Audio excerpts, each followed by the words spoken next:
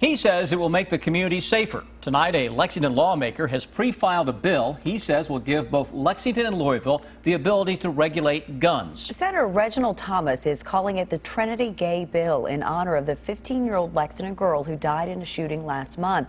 As WKYT's Phil Pendleton tells us, Senator Thomas says he wanted to do something after a string of deadly shootings.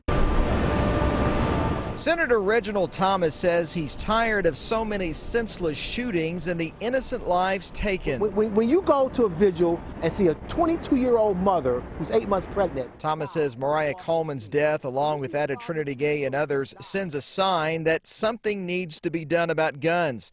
He says Lexington and Louisville need the ability to pass their own gun ordinances, and if it passes, he'll call it the Trinity Gay Law.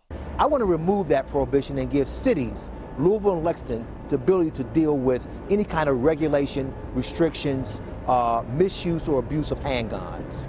I went to 3 different gun stores here in Lexington. The owners and operators were either not available or they didn't want to comment. Those that were there told me they didn't want to comment based on the current political climate and the fact that discussion of this bill has not yet begun in the General Assembly. Mayor Jim Gray's spokesperson released a statement saying that we just learned about the bill. We were unaware it had been pre-filed. The city has a process to go through in evaluating all pre-filed legislation that includes a legal analysis. We have to go through the process before we can take a position on a bill.